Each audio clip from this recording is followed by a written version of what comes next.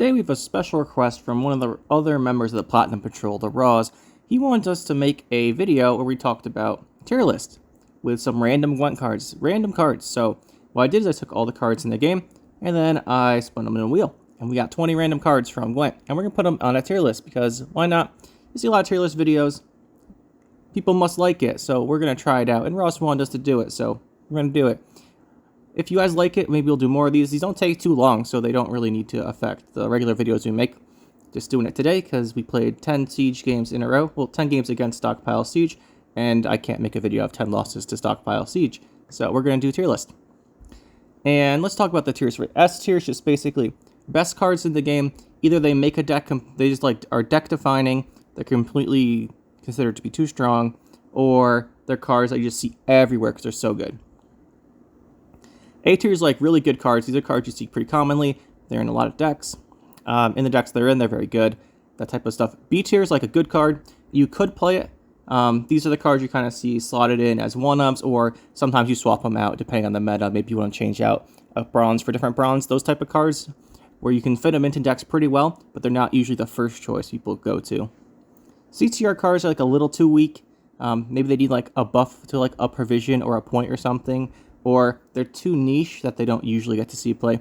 D tiers for cards that are pretty bad. Like these cards aren't going to see play without major reworks or something. So that's what D's for. The meta dependent is these cards can be incredibly good or incredibly bad. It just completely depends what people are playing. It's like a wild card tier.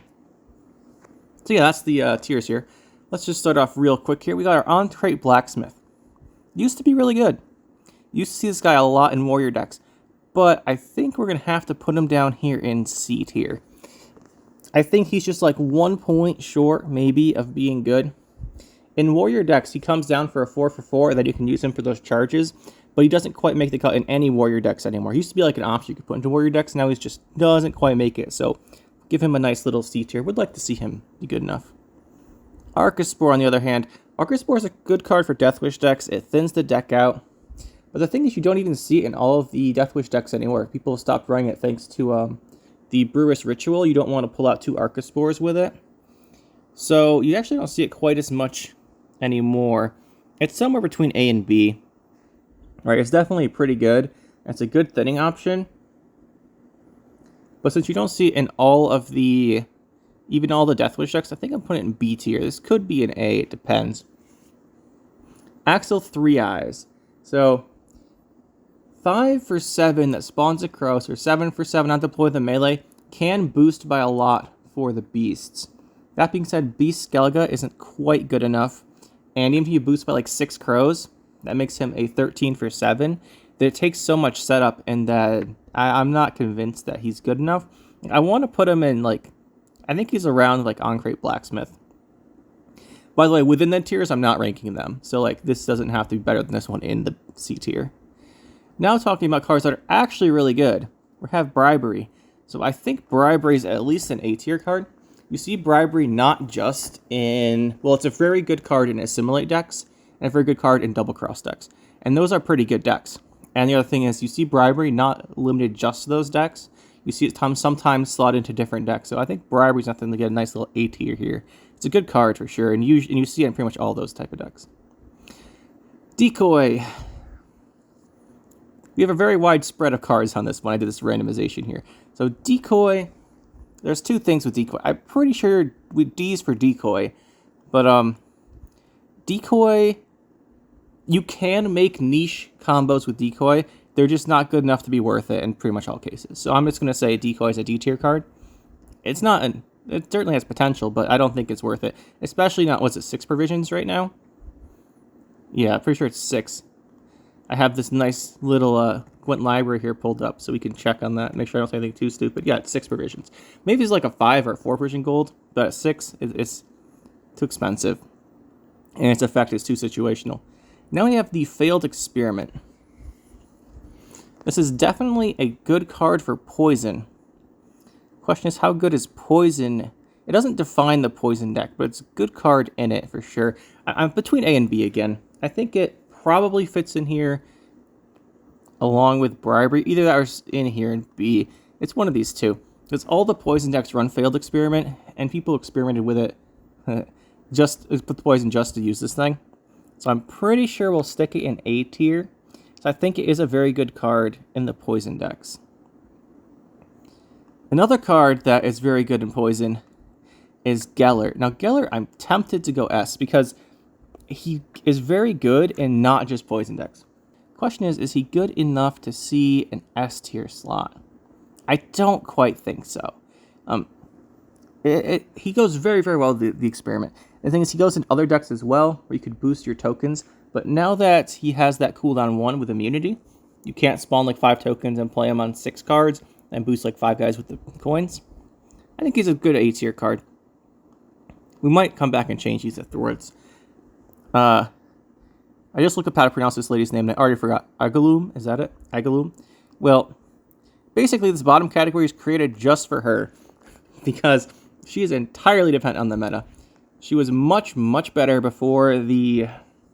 What was the last expansion called? I can't even remember the name of it. The more they added all the neutral artifacts and stuff. Because before that, artifacts were pretty much only... The only artifacts you really saw in decks were like Musty Truffle and Scenarios. In that case, she was really, really good. Because you'd be spawning Musty Truffles with her, which is definitely worth it. But now, with other artifacts in the deck, not quite. She is so dependent on what the meta is for artifacts that she kind of has to go in this tier. Gimpy Gerwin. He's going to join Decoy here. Gimpy Gerwin used to be really, really good. And then they nerfed him. And even at 7 provisions, if he hits a unit, he's a 6 for 7. And the 1 damage on each extra unit, he only works versus Arachid Swarm. And the thing is, Lambert works versus Arachid Swarm too. Lambert comes down with 3 extra base power. Lambert's a Witcher, so he can be searched. And Lambert, even though he's more provisions, he does 2 damage instead of 1. That's a really big deal. And the 1 damage, as soon as they boost any drones, you can't hit them anymore. 2 damage to what you need to kill off the Firesworn Zealots as well if you're going against Syndicate. Gimpy Gerwin just doesn't quite have it. We have Goliath. I think Goliath's a pretty solid B tier card. Like, he's a decent card. You see him sometimes as an option in decks for consuming with Azrael. Sometimes he's in there to get the dominance. So I think he's pretty decent, but you don't see him too commonly. Like, he's a pretty good card that you sometimes see played. I think this is pretty much a good definition of like a B tier card should be. We've got Griffin. Griffin's going to be A tier. I wouldn't quite put Griffin S tier, although I know when Roz requested this list, he made clear he thought a Griffin was an S tier card. I don't quite think so. Griffin's very good. It's good because it plays for so much, both in Arachid Swarm and Fruits of Yizgith.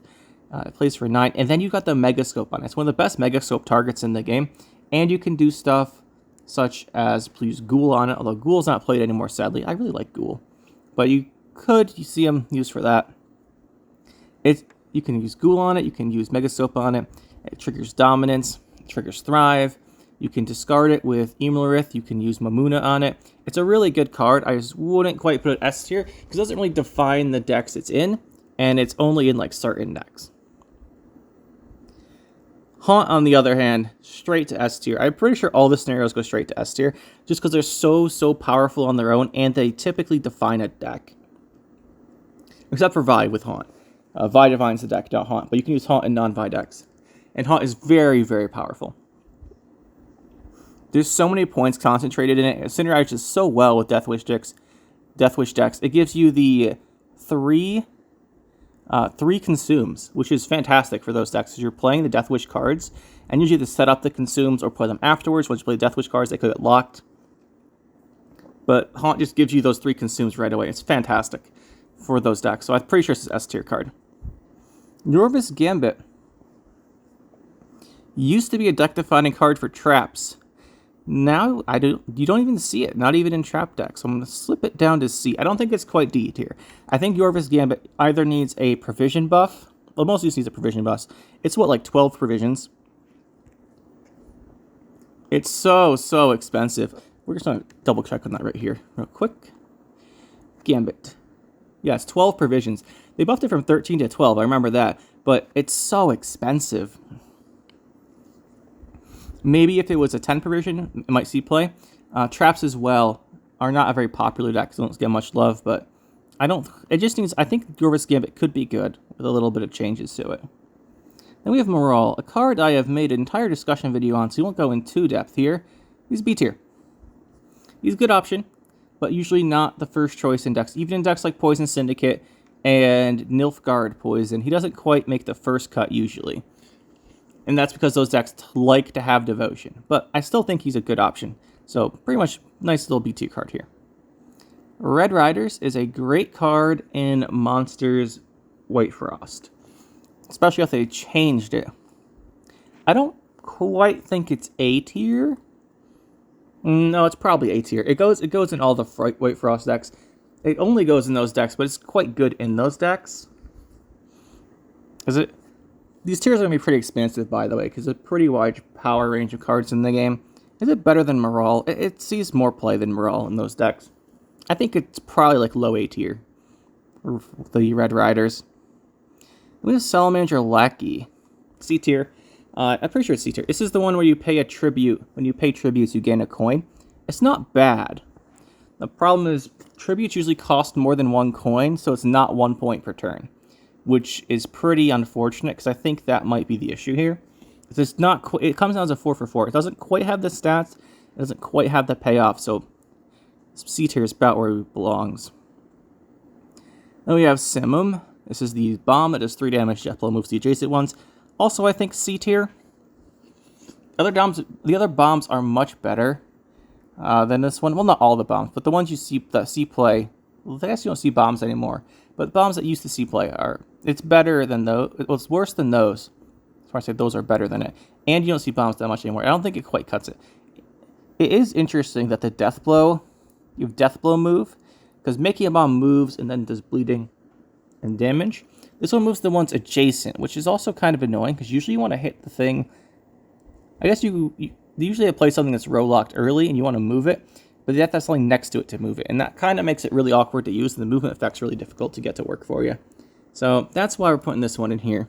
Not quite D tier, but...